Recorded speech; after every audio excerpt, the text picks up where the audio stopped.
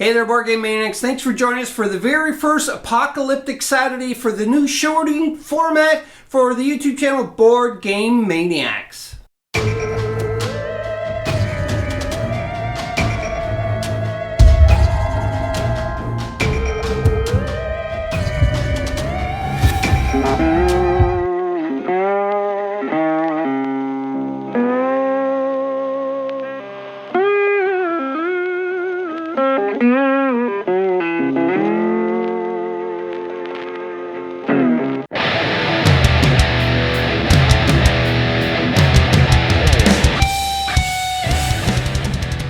We are playing Fallout Wasteland Warfare, and we picked this one for the first Apocalyptic Saturday game because everybody knows I love Fallout Wasteland Warfare, and so does Brady. Don't you, Brady? Yeah. So we are doing this. I keep saying so. I got to stop that. And it's a custom mission that Brady and I has created. We're going to go in. We're going to look at all the details. You can already see the board is set up. It's very barren, and there's a reason for that. Let's go look at the board more closely and talk about what everything is for this homegrown scenario. The size of this board is a 3 foot by 3 foot. We built these specifically for like apocalyptic games, and none other than show it off the first time by Apocalypse. This, you can see we have some Fallout Wasteland Warfare vehicles on the board, and they were actually donated by a good friend of us, Tim King. He will be seen on the channel at some point during this year of 2021. Thanks, Tim, for donating the vehicles for Fallout. And you can see also we have some searchable tokens. Now, these searchable tokens, what I did is I just broke them up because it's just Brady and I playing, and there's a total of 7 searchable tokens. I don't know what are on them because they're completely random, but you have to be in base-to-base contact with it, which it don't count as an action. You flip it over and look at it, and it may be attached. You may get a free item or what have you, but it'll tell you what to do onto these. So again, this is don't count as an action. The only thing is you have to be in base-to-base contact with it. And as stated into the rulebook too as well, is you can either do it before you do any actions or after. You can't do it midway, like move up to it and then do it and then shoot or move again or what have you. You have to do this before you start your actions or after you complete your actions.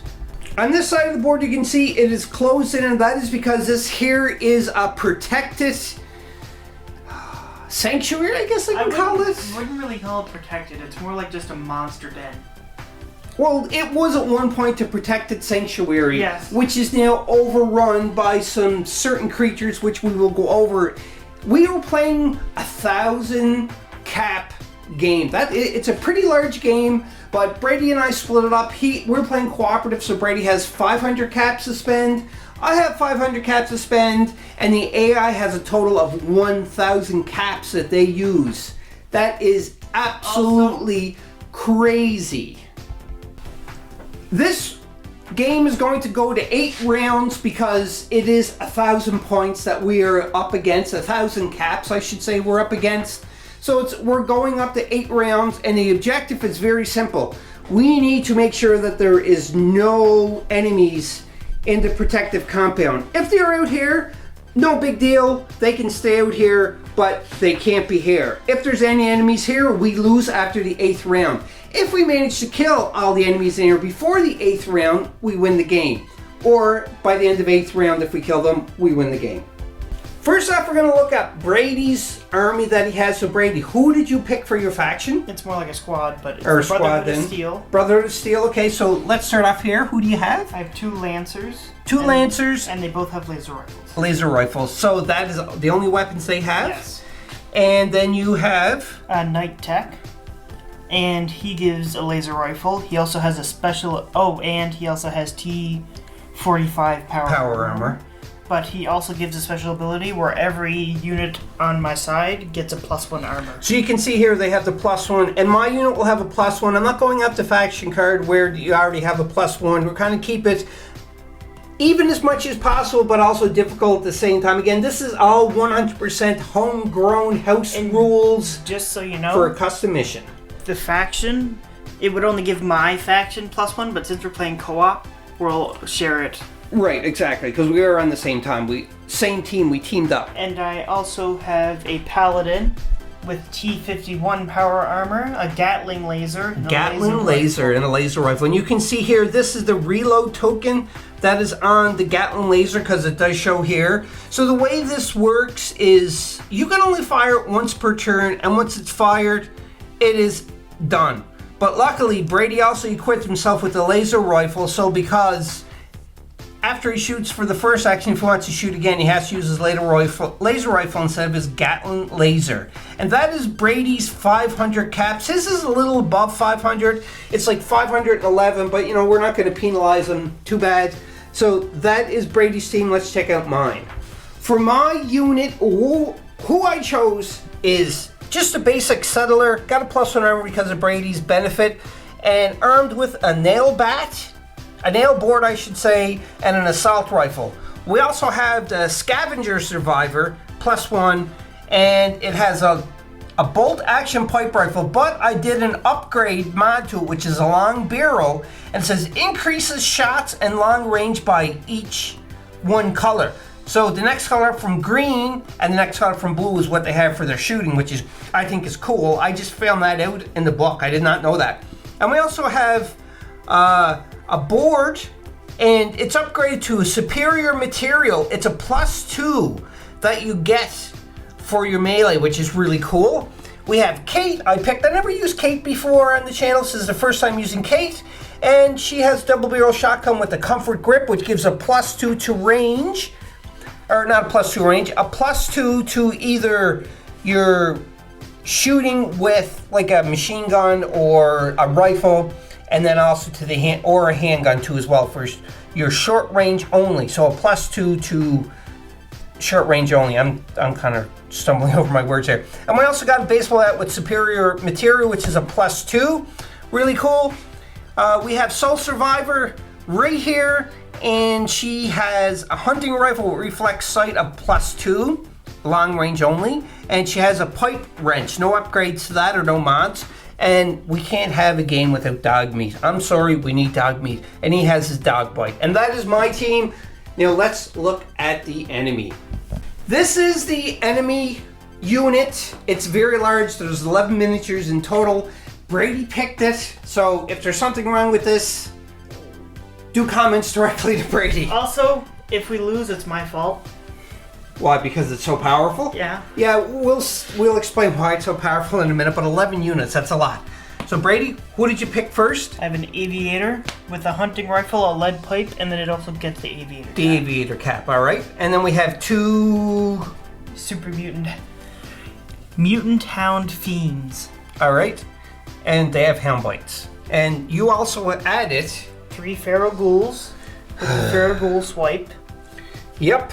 Feral Ghoul Swipe. Now, we know that the Feral Ghouls do not get along with the Super Mutants in this scenario. So, because of that, if the Feral Ghouls are within the shortest range away from a Super Mutant, which is your orange, then they're going to have to roll a d6. And onto a 4, 5, or 6, they're going to go after the super mutants instead. So remember, if they're within orange range of a super mutant, any of the feral ghouls, they have to roll a d6, and on a 4, 5, or 6, they will go after the super mutants instead of one of the other teams.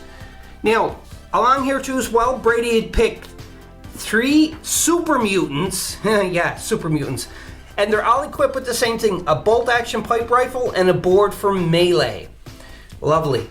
And you can see here, we have the Brute with the sledgehammer. He has a super sledge and a combat shotgun.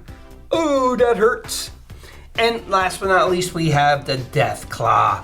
And he's equipped with the Death Claw Swipe and Death Claw Crush. You can see there's a die here, it's a d6. And the way this is going to work is, at the start of each turn, we're going to have to roll a die. Since this is turn 1, a 6. If we roll a 6, he comes out of hiding. If I roll anything under of a 6, he is going to just stay inactive. And on the next turn, it's a 5, and then a 4, 3, 2, 1. And then once we get to anything but a 1, which we're going to probably do, because there's 8 turns in total, he's just going to come on the second last turn regardless if he did not activate other before that. Other words before that. I'm stumbling over my words. I don't know why. I'm just excited because I never played Fallout for a long time, and I'm really looking forward to it. Brady, you were going to say something? Yes. Also with the Deathclaw, I thought about this, but with the Deathclaw, since the Deathclaw doesn't care who he attacks, he is going to go off just like whoever's the closest. Whoever's the closest. He's going to go after whoever's the this closest. Deathclaw, the way that we're doing this, what Brady was saying, is that it's not within orange range. We are just going to roll, and he's just going to go after whoever the closest miniatures. Actually, let's change it up for the Feral Ghouls too as well, Brady. Instead of they will attack super mutants within orange range, whoever the closest miniatures, they'll attack. Okay, that makes more sense. That makes it a little easier. Again, we never played this custom homegrown scenario off camera. This is all playing on camera as it is. So hopefully we're going to get this right. So again, they're going to go after the closest miniature that is to them. Don't matter if it's Super Mutant or Brotherhood of Steel or Survivors or Settlers. And then you have the Deathclaw, which is the same thing. That's pretty much it for the house rules and for the figures that we're using and so on. That's a lot of miniatures though, Brady. That's 11. Why did you want to play a 1,000-point game like that? Or a 1,000-cap game? Well, so then we both have small units, so that we both have 500. And then the AI has 1,000. It has to be interesting and hard. Interesting and hard? You are darn tootin' it's going to be hard. I can see it already. I just hope that Deathclaw don't come out because for a little bit it'll save us. Just as an example, the Deathclaw has 12 health and his strength is 11. Yeah. Lovely. And as always, because we never played this for a while, if we do make any kind of rules mistakes in the video, timestamp the video in a comment and refer to a page number into the rule book and explain to us what we did wrong, what we should have done. And the whole reason for this being is simply because that whoever's watching this and they want to, update the rule set or what have you, then they're going to learn from this video. Besides just the enjoyment of watching it play, they're going to learn. And Brady and myself will learn from this video aside from just enjoyment because of everybody watching and commenting. And we really appreciate the comments, the views, the likes, the shares. We thank everybody for it because we would not be where we are today for Board Game Maniacs if it wasn't for everybody such as yourself that is watching this. Anyhow, we're going to do the deployment. We'll show what the deployment is before we start the first turn of 8. We have all the miniatures deployed, both Brady and mine as well as the AI. And the way that we deploy the AI, you can see we have 11 in total, but the Deathclaw does not come on yet. He's a reserve, basically. He's in reserve, yes. So because of that, we just randomize the numbers for deployment. We assign them all numbers. We randomize them by using these that were flipped over. We flip them back over and mix them up, but you can see there's numbers on the card representing each one. So we know now which is which for this. We deployed. So the way, again, for the deployments, I tried to say this quickly, but I didn't because I like rambling. But we have 8 of the enemy AI deployed orange, up the orange away from the table edge on the far side into the compound. And we have 3 AI deployed orange from either table edge here. So we have a feral ghoul here. We had another feral ghoul here. And luckily we had another feral ghoul here. And we purposely chose that because if the feral ghoul was close to the super mutants, they would attack them. We don't want to do that right away. So that's where we had them. And then Brady and I deployed, and we'll show the deployment for that now. I deployed the Survivor and Scavenger there. Brady deployed 2 of his Brotherhood of Steel, and Kate is right there too as well. We have Brotherhood of Steel here. We have the Soul Survivor Nora, as well as Dogmeat. And we have a Lancer. A Lancer, right there. And that is all the deployments.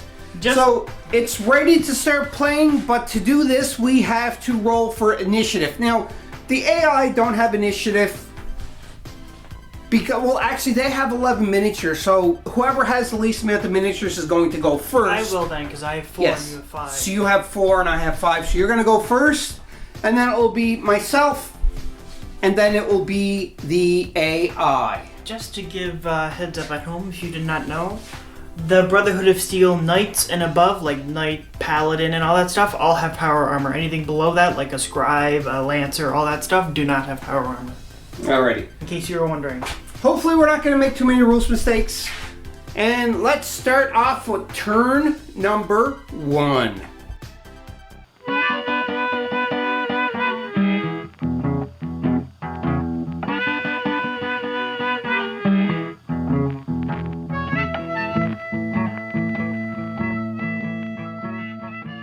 Brady, what are you doing first? I'm firing my mini laser gun at them.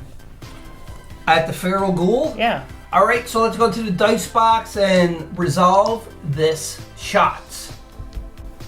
There's a couple of things in the rule book about a minigun. It's a walked weapon.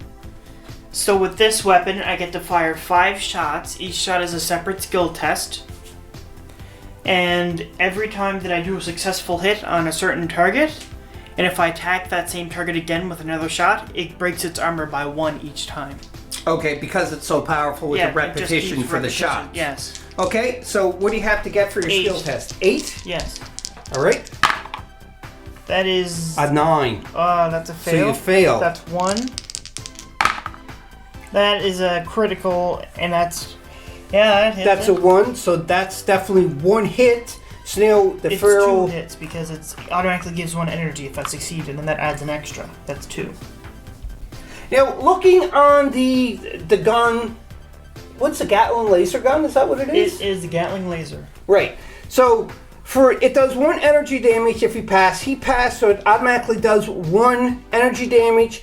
But he also hit another hit, so that will be 2 energy damage going towards the Feral Ghoul. And the Feral Ghoul got an energy defense of 2. So let's see what he got. He got a 2. So he takes nothing. Nope, because he blocked the 2 damages. So that's 2 shots you did so far, yes. Correct? And since I did technically hit him, he just didn't take damage. This breaks his armor by 1. Okay, so what we'll do is, just so that we kind of keep the video kind of short, after we're done doing all the shots, we will be back. After the 5 shots were barraged into this Feral Ghoul, you can see he has 1 damage onto him, and Brady has a quick action for his trouble. The rest were either failed or the Ghoul has blocked. For your second action, Brady? I'm firing at him with my laser rifle. With your laser rifle. Now, because the reason for this again is because your Gatling laser can only be fired once per turn. Right, so the token gets flipped over. The one that has like the 3 or 4 shell bullet icons onto it. So you're shooting again, and what do you got to hit for this? It is 9, I think. No, it's 7. Sorry, I messed 7. up. Okay. So roll away. No, so that was a fail. I think at least. That was your second action, yes, because if you had a 7, but you actually failed it, so therefore the Feral Ghoul does not take any I was just other checking action. if my Nuka-Cola bottle gave me -1 or something. Oh yeah, no, it I was was just checking. saying the dice -1. So that ends your turn, and now we are going to go on to one of the activations for the AI. Seeing which one of these activate now. Oh, I just hit it and this flipped over. So I guess number 8 is going to activate. And number 8 is the Super Mutant right here. Number 8 is a Super Mutant. He's right here. Now, with these, I did forget to mention we are not using AI cards for this mission because they only have 2 things. It's either protect, this entitled, they can move around here, or they're going to have to shoot if they're in range or do melee is the first thing to do. If they're not, then all they do is they move closer to the enemy. So instead of rolling the dice to see what they do, again, that's their 2 actions they can do. It's either move closer to the enemy or shoot, but they'd have to shoot first if they are close enough to him. And they're not going to be reckless. They're all going to be just normal. So he's going to move once, probably twice, because I don't think he got any, range on anybody. We will see, hiccups again. He was not in range after moving the 1 with his yellow marker, so therefore he only moves up 1 more, but he's kind of keeping somewhat cover because of this. So there we go, now we're on to an activation for the survivors. On my activation, I'm choosing to activate the settler, and it has a hunting rifle, is it, or is it assault rifle? And red short range, green long range. You can see the red is not long enough. I can move to go short if I want, but I want to try to take 2 shots to take him out. So I'm gonna do green. So with the green, if you see here, in range with the green easily. So he's gonna shoot. The settler's gonna shoot there, and I get a black die, and I'm shooting with perception 6, so I have to get 6 or under on the white. And I got a 9, so that first action failed. Second action, a 4, and it does an extra hit. So that's 3 damage. Does it do 2 damage? Yes, it does 2. Because yeah, in here, you can see here it's 2 damage, it's physical damage. So that's 3 damage, and the feral ghoul has how much for physical?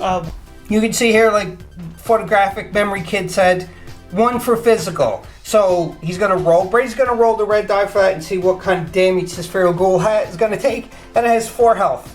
Go ahead, Brady. 1, so he takes 2 damage.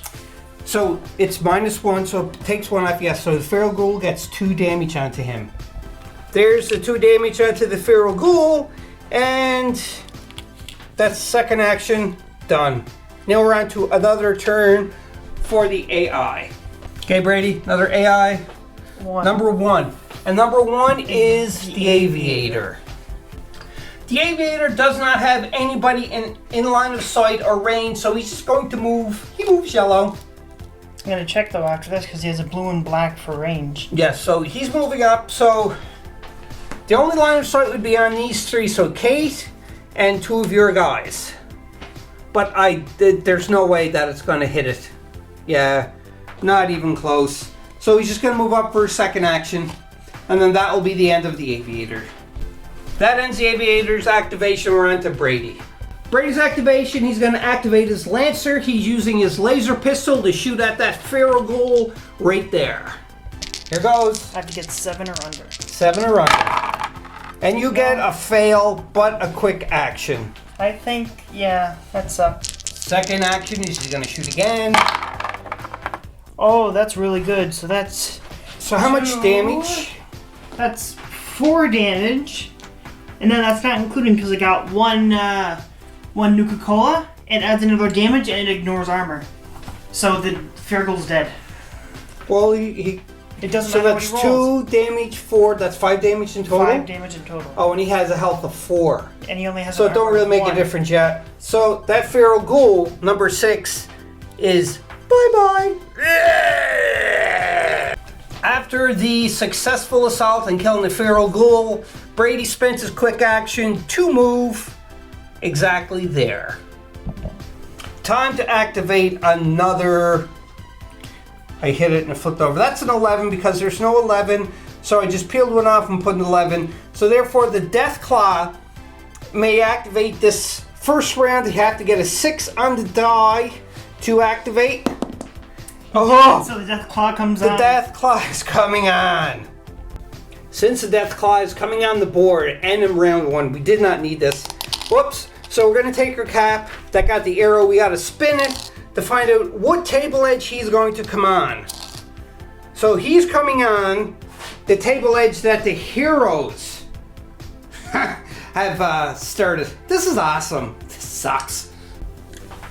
Because it's the table edge with the heroes, we put him in the center, because if we did this table edge, it'd be the center here, or center there for that edge, and center for that. So again, that's more kind of like a house rule, but he goes here. Now he is going to try to attack somebody, because he is not... he doesn't care who he hits. Yeah, he don't care who he is. I was looking for a specific word there, but... Anyhow... He's going after the ghoul. He's going to go after the ghoul. He is definitely just charging in at that poor little ghoul. And he's going to try his battle cry, because he does battle cry, and he has an 11, so he got an 11 or under on this white die. So if he gets an X, he fails. Anything other than that, he's perfectly fine. And he gets an X, so he fails his battle cry. But we for AI, whenever we determine green or black, we flip it. And whenever it lands on us, what he gets. Yeah, but he's not getting because he failed. He don't get. He failed his battle cry, but Right. he still gets So he the don't regular get charge 2. You bonus. don't get any up to charge bonus. If you fail, you don't get any. Because he failed his charge, and he don't get any extra thing because he failed his battle cry, not charge. Sorry. So now his second action is going to be attack that poor feral ghoul. The Deathclaw is using the Deathclaw swipe, I should say. He needs 5 or under, and it's 2 yellow and a blue. Let's see if he's going to completely demolish that poor feral ghoul. Oh yeah. That's a critical success. And let me see 2 armor breaks. And what does the nuke do? The nuke makes it so he can push them orange. He can push them orange away. Okay, but how much damage does he do with his Deathclaw That swipe? is 2. And it's physical, correct? 2 physical. So he's not even going to roll the feral ghoul because he's got 2 armor breaks, so it's just going to go through it all.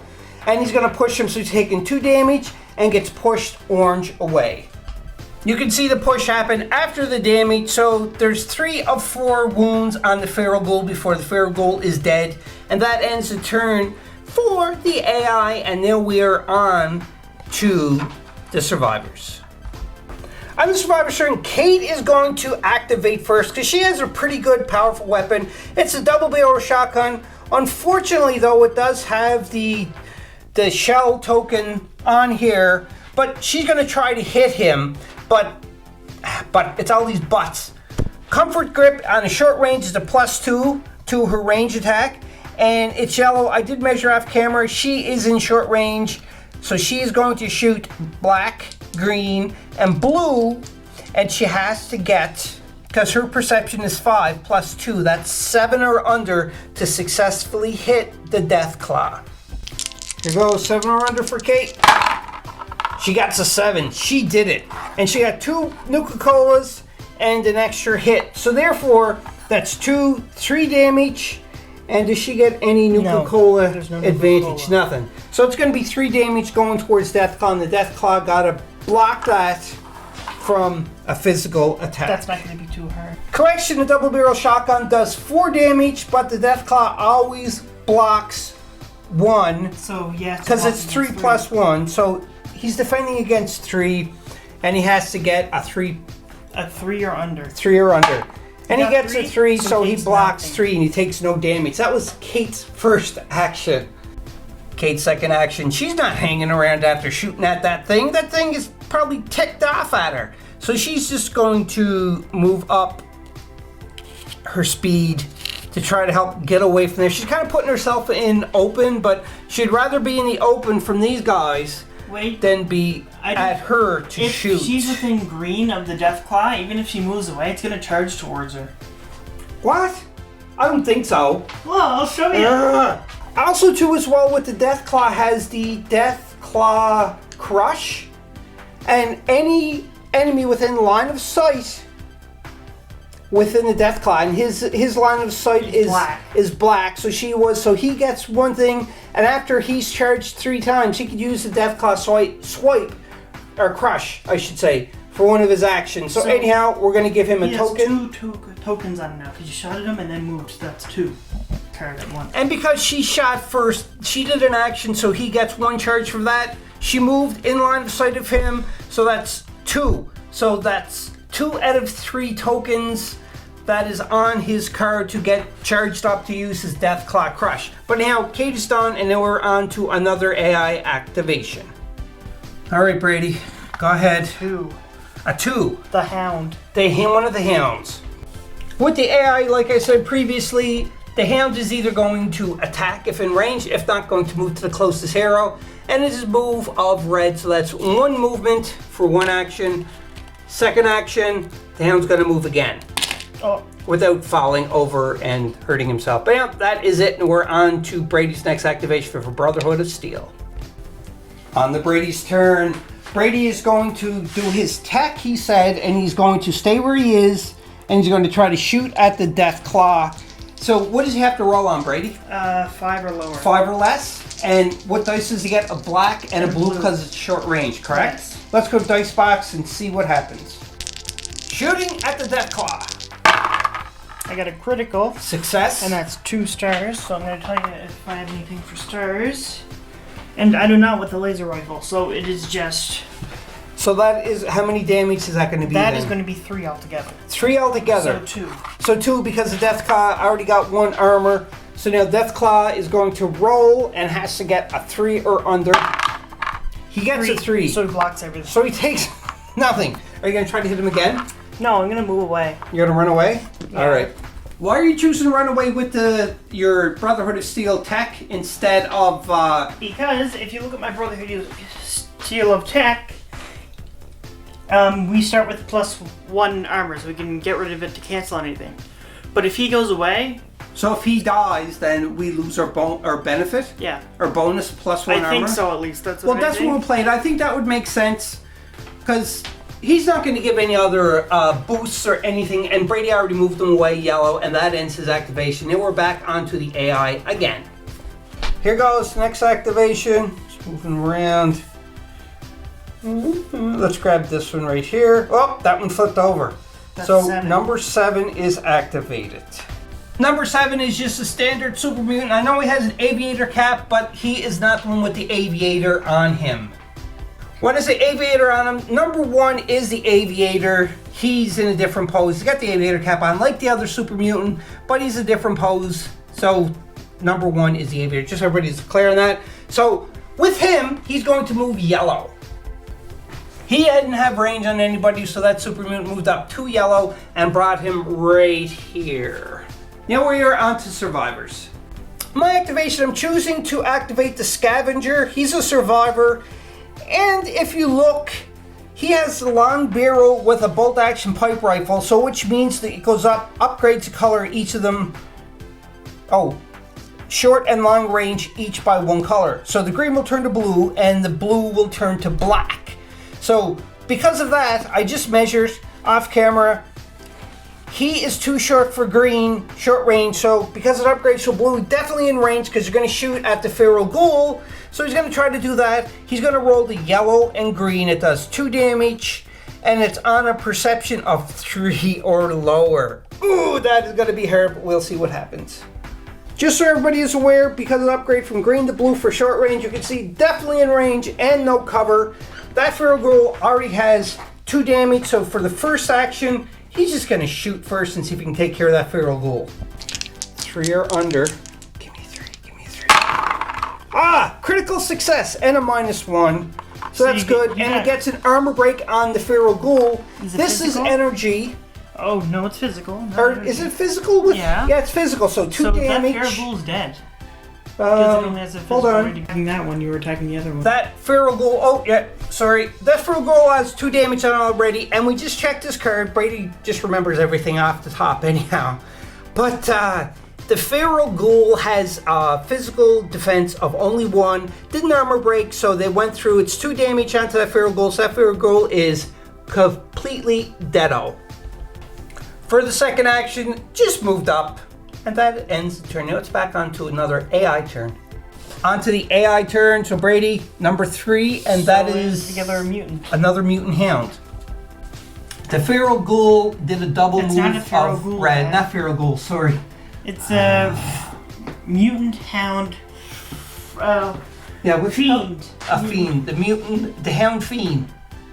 It moved up twice and is hiding behind the fence, just waiting. He's taking a pee on the waiting. fence. Well, no, I think he's just waiting. No, I think Because he smells food. But anyhow, that ends the AI turn, and we're on to Brady's next activation. Activating, and is this a light? A lancer. Lancer. The lancer is shooting at the Deathclaw, and I have 2 lancers, 1 paladin, and 1 tech knight. yes. So where you're shooting at the Death Guard, you're shooting with the laser pistol? And it's not the death card. Deathclaw. Is it the laser rifle? Okay, why am I having so much a hard time speaking Are you today? taking some stroke? Are you having a stroke or something? I don't know. So anyhow, what do you got to hit? What do you got to roll on? 7 or under. 7 or under. And it does energy damage. You got a 2, definitely. You get an extra hit. And the stars don't do anything. It's only Nuka-Cola. So how many damage is that? That is 3. 3 damage, so 2 because he automatically blocks 1. So see if he can... So he needs a 3 or better. Yes. Gets a 3, takes nothing. This Deathclaw is starting to become a big thorn in both their sides. I'm gonna move with him now. Good idea. Brady's second action. He's starting to run away, like everybody else, because we don't want to deal with that Deathclaw. But Brady made a good point that if we get closer to turn 8 and that Deathclaw don't have any damage and is in the compound, then we're probably going to lose the game because there's no way we'll be able to take him out unless we had like a nuke or something, but we don't have that unless we find it from searching. Who knows? Too bad we didn't bring the Suicider. Yeah, that was Brady. That was your last activation too, wasn't it? Yep. Okay, so now we're on to the AI activation again. Next AI activation. Round and round, where it'll stop, nobody knows. 10. 10. So number 10 is going to be The Brute. For the Brute, he could not do any ranged attack because he wasn't anywhere close, so he did a double yellow move and it brought him up next to one of the super mutants. Now we're on to my turn. On to my turn, I'm going to activate Dog Meat. And he is going to charge into that feral ghoul. He's blue charge distance. I already measured that, so he definitely... He's like, boy, sick him. Yeah, that's what Nora said. And so Dog Meat goes up, and I'm going to choose a black for my charge bonus. So I'm not going to put the black token because I'm going to roll right now because he's going to attack the feral ghoul. He'll need to hit him for 1 to end him. Dog Meat is going to attack now because he charged. He gets the free black one. And he gets a yellow, green, blue, and now plus a black one. And he has to get an 8 or lower. Now, there's 2 versions of Dog Meat. There's version 1, version 2. This is version 1 that we're playing with because I don't have version 2 card as of yet. So, and the difference between version 1 and version 2 is agility in version 2 is a 6 for agility, as opposed to this one, it's a version 1 of agility 8. So for me to attack, I need to get an 8 or better, or under, I should say. I think that feral ghoul is just toasted. So, he's got it under an 8, so that's a 7, so that's a hit. That's an armor break. That's an armor break. That's a -1, and some Nuka-Colas. So pretty much that feral ghoul only needed 1 more damage. They have a physical of 1, so because of that armor break broke it, so therefore that feral ghoul is dead. That was Dog Meat's second activation, the bite. So therefore, he is done activating, but he is in close proximity to the Deathclaw. And you gotta be careful because when the next round happens, Dog Meat is a little bit closer than the other one. So either way, Dog Meat's probably gonna attack first if Deathclaw activates before Dog Meat does. But we'll see. Let's go on to the next AI activation. Because the ghoul was the last ghoul there and he never activated yet, we had to take the number out. So the only one left is who, Brady? On Number the 9. enemy side? Number 9. The Number last 9. super mutant. So the super mutant there. And you can tell he's not in range of anything, so he's just going to do a double move.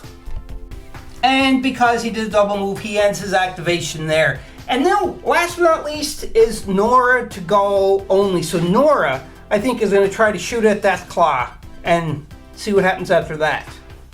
For Nora to shoot, she's using her hunting rifle. She's going to get a 7 or under. She gets 2 yellow dice. She got a 4. Definitely hits. Oh, and she got 3 armor breaks onto him. Ooh, Nora might be the first one to ever put damage onto this Deathclaw. From where the Deathclaw automatically blocks 1, the hunting rifle does 2 damage. So it blocks 1, but now there's 3 armor breaks too as well, and it has to go through 3. It's 3 plus 1, so it definitely goes through, and bam! Look at that. So therefore, the Deathclaw finally takes 1 point of damage because of Nora. So I think Nora's going to stay there and try to shoot at the Deathclaw again. Let's see if Nora's lucky for shot number 2. Oh, got a 6. Brady, can you check her? I think it's a 7 or under for Nora. It is 7 or under. Oh, so she hits again. Blocks 1, that's 2 damage. So that's 1 damage, not 2. And then you have to roll for defense. To Yes. see if you, So it's 2 damage. The automatically blocks 1. so he has to roll a 1, and if he doesn't, he takes another damage. He rolled it, so he takes nothing. No. So that ends Nora's activation, and I think that ends the round number 1. Yes, it does. Recap for the end of round number 1, just so everybody's on the same page. Brady and I successfully defeated and removed 3 feral ghouls from the board. The Deathclaw got 1 point of damage onto him. Does anybody else got any damage? I don't think so. That's it, because all the rest of the mutants have moved up. So now we are going on to round number 2. Wait. What? I have a quick action with my Brotherhood of Steel. Yes, you do. You just want to move up with them, or do you want to? I think we should try to get rid of this Deathclaw. Well, then I guess you'll It's up to you, but I'm He'll just attack saying. with his laser weapon, but he gets a -2 because he's using a quick action with it. You have to see if he's within range that he can do that. It's black. Oh. Away. Brady's not doing it. Quick action is going away, and that ends the turn, and we are on to round number 2.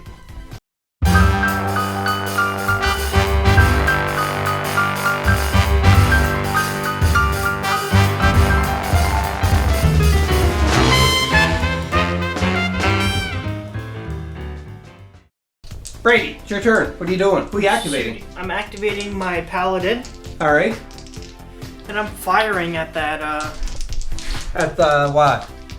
Deathclaw. Deathclaw. So your paladin right here is shooting straight line of sight, and you're shooting with your Gatling laser. Gatling gun, as you can tell, it's in short range, obviously. Yeah.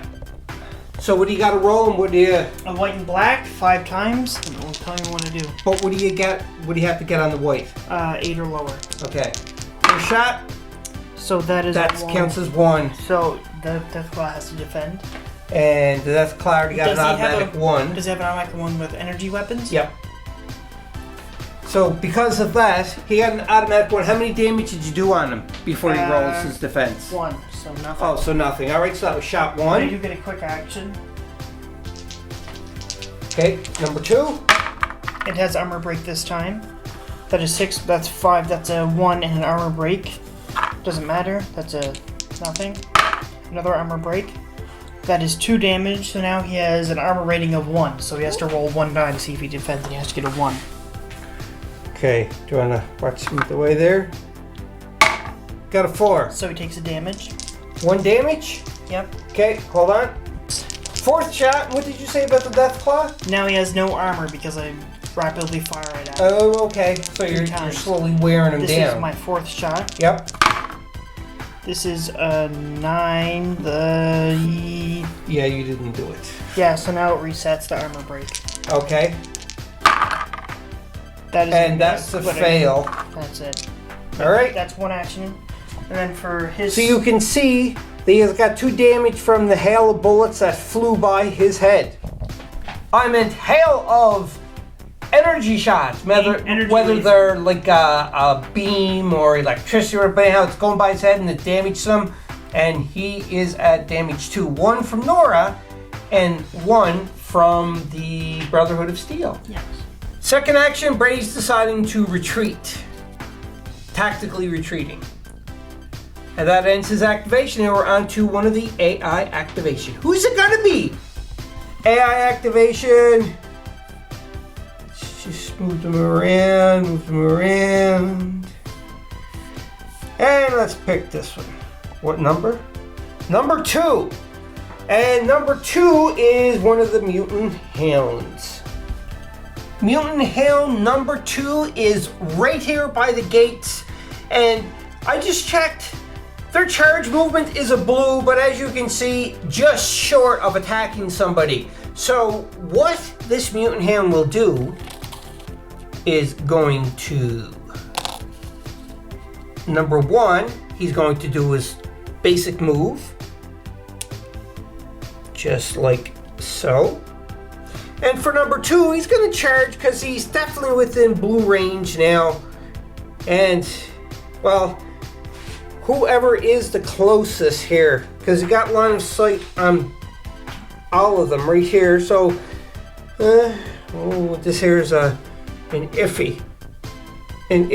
All right, so since we don't know, Brady, could you come over here for a minute? Yes. I want you to roll a d6 because they seem very close. Also, he doesn't need line of sight to charge. I know, that's why they're very close. So because of that, 1, 2, 3 is going to attack me. 4, 5, or 6 is going to attack you. There's your d6. If he already moved, he cannot attack the same turn. No, I know that, but he's going to charge in.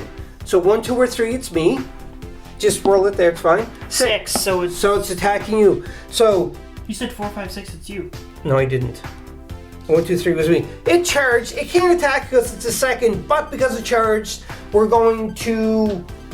We pretty much got to flip and see if it's going to be a green die gets extra or it's going to be a black die. Here goes. Is he going to be green or black? We got to flip. It is black. It's black. So therefore, he's going to, when the mutant hound next turn will attack Brady, if Brady don't kill him, he's going to get an extra black die when it rolls. And that ends the AI activation. Then we're into the Survivor's activation for round 2.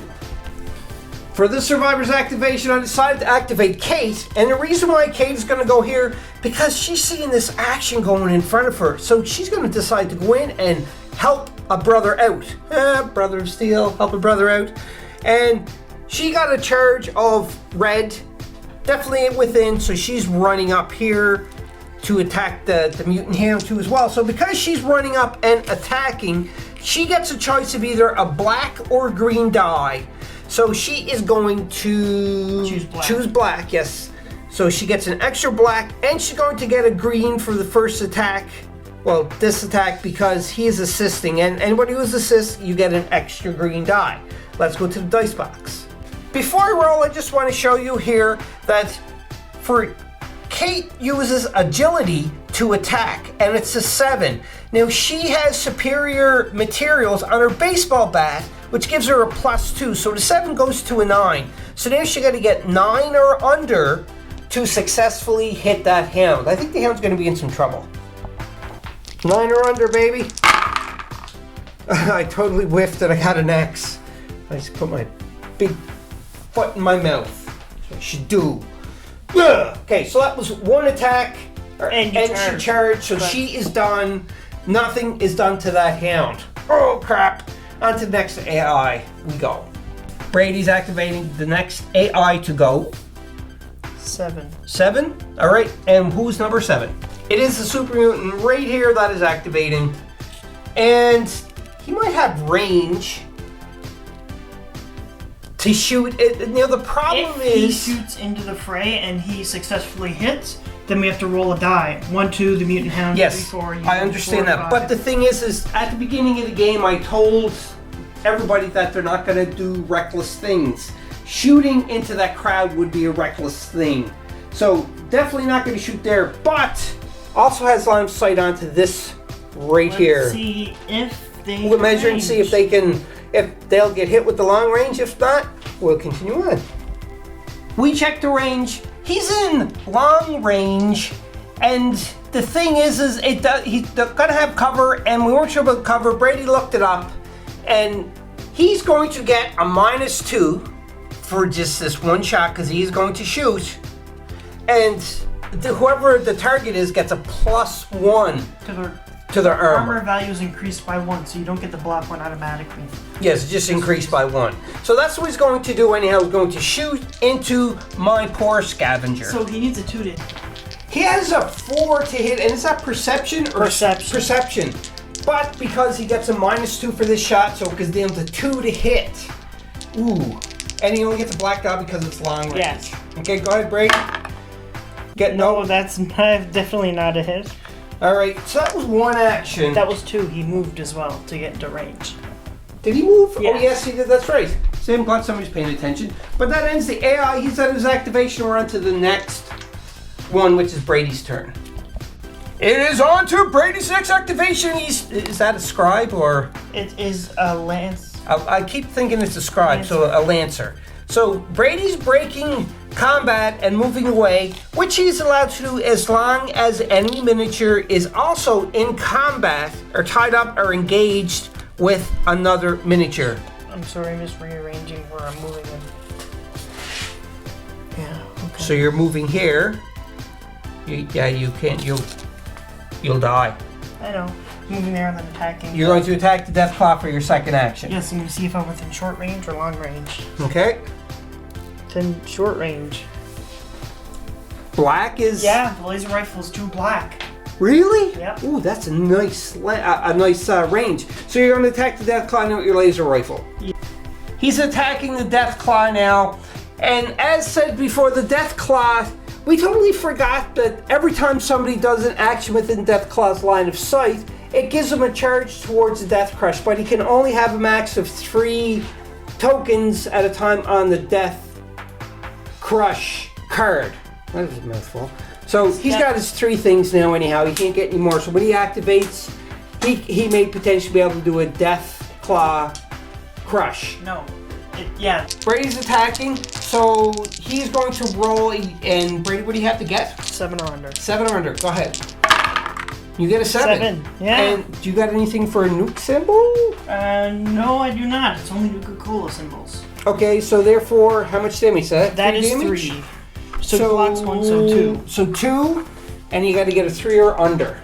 Yes. 3 would be good. 3. Why did you say 3 would be good? I know. Because it so therefore, he gets no damage whatsoever. All right, now it's the AI's turn to activate. Brady's just giving me crap because I said a 3 would be good for the Deathclaw block. It's not realizing that, but anyhow, yeah. So let's grab this one. Number 3. Number 3 is the other mutant hound. Yeah. On this hound's activation, he can charge over obstacles. Don't need line of sight for charging. Brady measures, and in the end, Brady, you can just put him in the end. Here, he's making it to here. Charge distance. No, not yet, but he's going to move first, and then he'll be within charge distance. If you look, he's just out. Yes. So he will first move red, and then his charge is blue, which he definitely is within blue. So he's just going to go. Do you like that sound effect? Sure. And now, Brady, can you flip this to see what bonus he gets? Black. Black. So he gets a bonus of black, which is not a good thing. But he can't attack. No, he's done his activation, but still. All right, it's on to the survivors, Brady. Wish me luck. No, it's under the AI. That was the AI. Rah! My activation. The scavenger noticed that the settler needs some help. So what he's going to do is his first action is going to charge to get in base contact with this hound. One action, I already measured this off camera, so he goes there. The hound actually has the black, remember from previous turn. He didn't activate yet either, which is, or he did, didn't he? The hound already activated this turn. Yeah, he charged. Yeah, that's right, because it got the 2 on it. So because he charged, he's going to choose black die for the charge bonus, and he's going to get a green for the first attack into it. So let's go to the dice box and see what happens here. Here goes. He gets a black for attack because he's attacking with the board. And remember, he has superior materials in there, so it's a +2. So he's attacking with strength that goes from a 4 to a 6. And he gets the extra black die for the charge. So attack with the board. And this is attack the extra die for the charge. And this green is for the assist. And I have to get a 6 or under. That's what I said, right? Yep. Here goes. 7 would be great.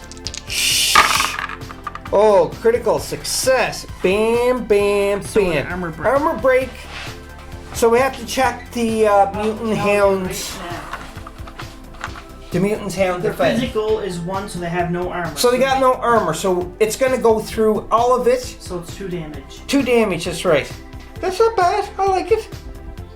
AI's next activation. Beep, beep, beep, beep, beep. Shoo, let's do this one. Number 8. And number 8 is a super mutant that got a bolt action pipe rifle and a board. Number 8 is right by one of the radio towers. He's probably going to move up to So behind he's going to move. to about there so we can see around the barricade. They got to do something else though. He's got 2 actions, so he just moves straight up. See if he can shoot at Nor, because Nor's the closest. Well, no range. I don't think it has range. We'll check. Oh. I stand corrected. He has range. Uh-oh. Only a black die because long range. Gotta get a 4. A critical would be good. 8 fails. That's what you say all the time. So that's before. 2 actions done for that super mutant. Brady's turn. He's taking his lancer and he disengaged from fighting this mean puppy dog.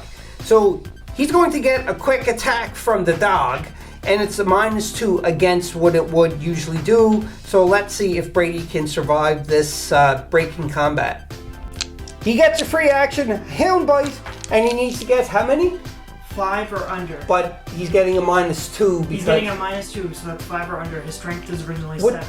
Really? Yeah. Ooh, so still low. And he gets the extra black die because he's going to use it to try to hurt him. So 5 or under. Please get like a 9. 9. A 10. That's even better. So he failed. He failed. So you managed to survive. You got 1 more action. I'm assuming you're going to shoot. Yeah, of course I am. Okay, so let's go and see if Brady's going to do something to that puppy. Flash. Powered up his laser. That's not the sound of it, but sure. And shooting into the puppy dog. Puppy dog does have, cover. Because you're shooting behind the car. No, I'm not shooting behind the car. Go ahead, Brady. Well, I'm going to show you right now. This is not over the car. It's got to be center base. It is center base. It's not going over the car. It's not center base. It's not going over Nice the car. try. Look. Laser rifle going in a puppy. It's a 7, but because of cover, it's a -2. Yes. And why are you calling it a puppy? It's nothing like a puppy. It's a vicious Go ahead. mongrel. You got a 5. You got a 5. Good shot, armor break. Come on, star. I don't think. star. No, doesn't do anything. And he Nuka-Cola. So you got armor break from the... So he doesn't get an armor. Let's just say he doesn't get an extra armor. So it's just regular. Yes. Just to make it. So what is his armor rating though? His armor is 1. So he's got to get a 1 at least to defend anything. Can you check that? Is it a 1? Are they that weak? The Hound's 1 is for Energy? that is a 1. Oh, all right. Okay, so he needs to get a 1 or trouble. Gets a 1 So he takes 1 damage. because it's a 2 damage weapon, right? Yes. So he takes 1 damage. Okay, that's doable. AI's next turn, Brady. This one feels 10. Feels 10, and that 10. is the Brute. The Brute is number 10. He's right here, and he is far from anywhere because he's more of a melee guy, but he does have a shotgun. Yeah, he's probably gonna move first. And then Yeah, he's got no range anyhow. No, he has range if he wants to shoot into the fray, but I'm pretty sure he would move. Yeah, well, don't got range on this, so maybe I would probably move a little bit straighter just to kind of get around this truck, because probably going to take aim here. So, move. Whoops, I'm not on camera. So, does he have range now?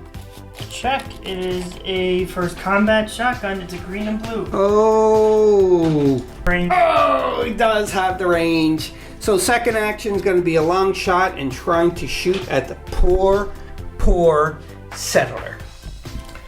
Brady and I were in a little bit of a debate here about using the Brute's combat shotgun where it has a range of red and blue range.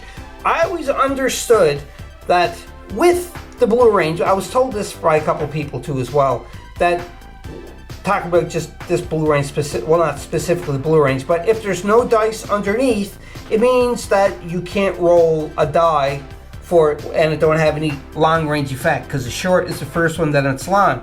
But we looked at this card and it's the Mr. Handy Flamer, and it is a weapon, a ranged weapon. It's a pistol, and it has an X for the long range. So that means it don't have long range, it only has short range. But if again you look at this combat shotgun, it's saying it has long range, but there's no dice bonuses. So I'm thinking, Brady and I were talking, like I said, and we're kind of thinking that the way we're playing it, and again, please timestamp this part of the video and somebody please explain to us the proper. We're going to treat this that the shotgun does have long range, but it don't have any bonus dice because of Mr. Handy's Flamer. So Brady's going to roll just a white die, and he has to get 3 Yes. to be able to hit. So we're going to do a dice box for that. But again, timestamp the video, refer to a page number in the rule book, what rule book, or if it's a FAQ or what have you, to let us know so everybody watching this will also know as well. Thank you very much. everybody was going to do that, so on with the game. Here goes. Brady's rolling. He got a 7. Nope. So missed. And the brute is done because that was the second action. On my turn, I'm acting this survivor. I'm going to...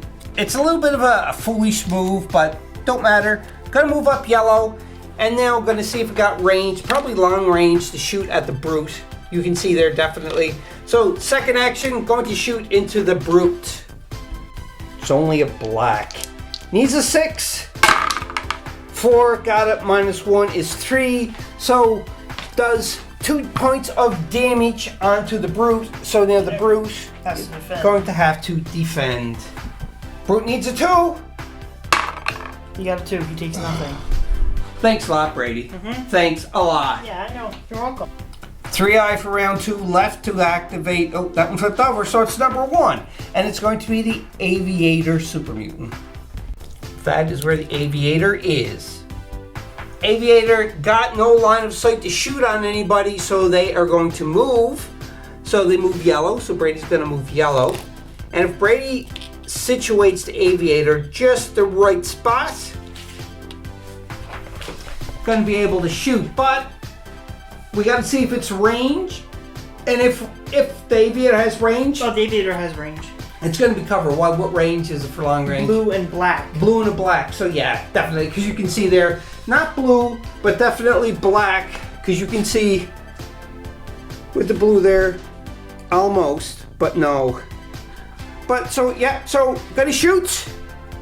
See what happens. Because of the cover, it's a -2, so it went from 4 to 2, so 2 green dice, got to get a 2. No. It's a critical He fail. does get a quick action. Now, this is the thing though, what I've been told and I've heard is that AIs cannot have quick actions. Okay.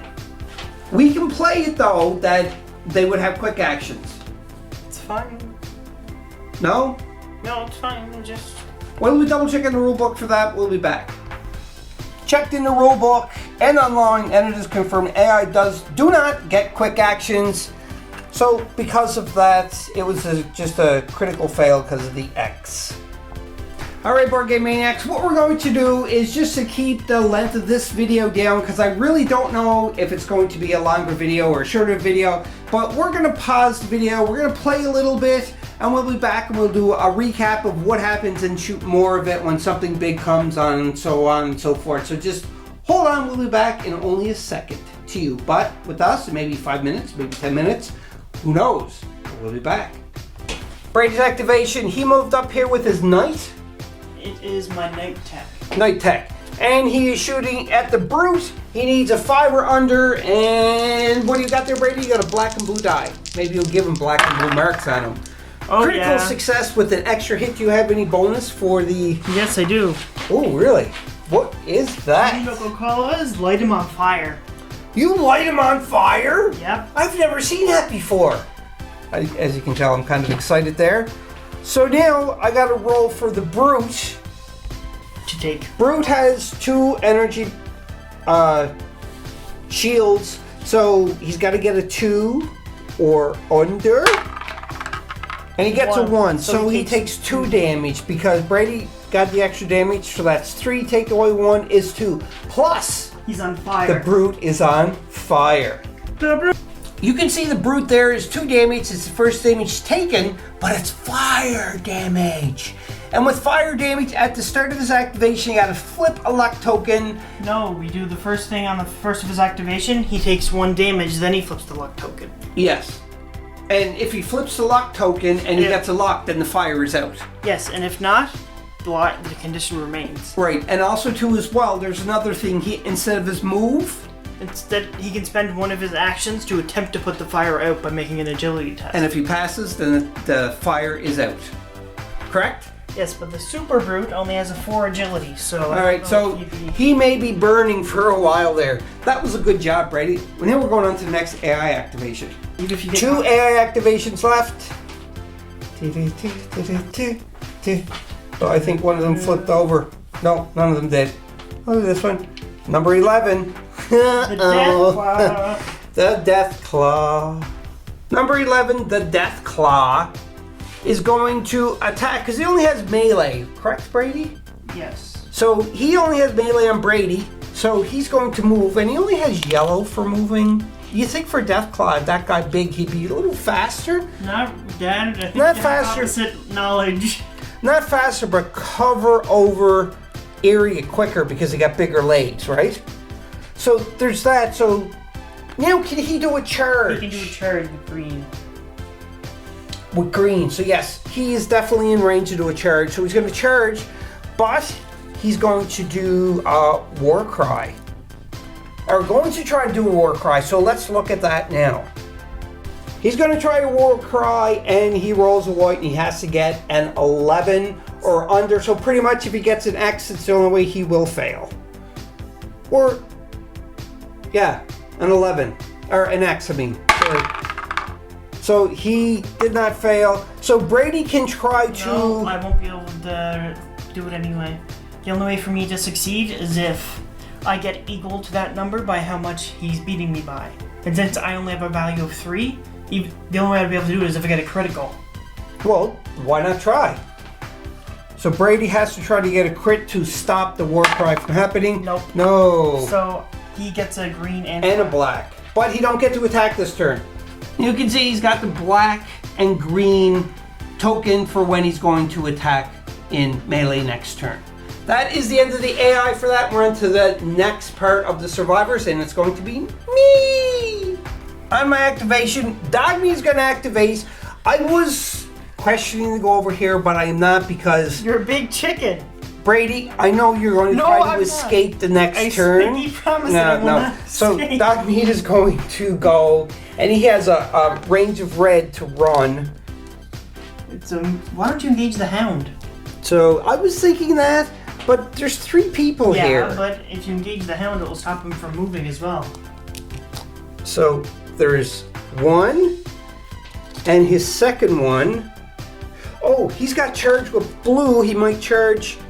Yeah, he's gonna charge.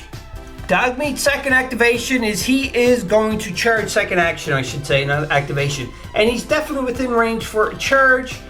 And he's going straight up to charge that super mutant. That ends his turn. And he is going to choose a black die for when he's going to attack in melee, unless that super mutant will escape. But he's not playing recklessly, so he will stay there in combat. Last AI to activate is number 9. It's another super mutant. And what is he going to do? He won't shoot into here, because if he shoots, that is reckless. Now he has a range of green and blue. And he's going to shoot into here? No. Why would he shoot into there? It's reckless. It is reckless, yes. So who's he going to try to shoot at? Nora, probably, because she's the most open path. Oh, yeah, that's right. Well, we'll be back after we check the range. We checked range, and he is within long range to try to hit Nora with his pipe rifle. Bolt action pipe rifle. Bolt action pipe rifle. And he needs a 4 or under. So Brady's going to roll for the super mutant. Go ahead, Brady. 5 minus 1 is 4. So definitely gets it. And it's 2 damage. 2 damage. But now Nora, you're right there. What is her Nora's? Physical is 3. 3. So I got to get a 3 or under. And it's Soul Survivor, not Nora? Nora the Soul Survivor. 3 or under. 2. So you block it and take nothing. Because it was 2 damage, correct? Yes. So, yay, Nora. Now, because we killed 3 feral ghouls, and Brady is completely done activating, that was the last AI to activate. So now, it is Nora's turn to activate. Nora's activation, I already figured this out, measured it off camera, and I'm going to move yellow, which you can see right there. And then for Nora's second action, she's going to charge. She has red, definitely in charge range. So she's going here and she's setting up, she's tying him up. Also too as well is she's going to choose a black die for when she gets to attack. If she's still alive, which she will because Nora got high health, after the hound is done, the mutant hound. That ends Nora's activation, and that is the end of round number 2.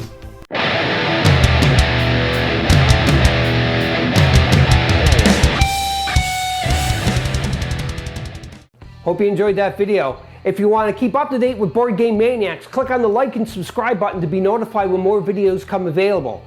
If you want to become an official sponsor of Board Game Maniacs, go to patreon.com/BoardGameManiacs.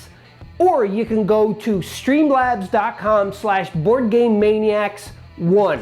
That's right, and you can donate to help keep the lights on, keep food in our bellies, and play more games. We'll purchase more games, more equipment to make Board Game Maniacs evolve and get bigger and larger. Because of you, the viewers, I thank you from the bottom of my toes to the top of my head for all of your support. And until next time, Board Game Maniacs, be a maniac.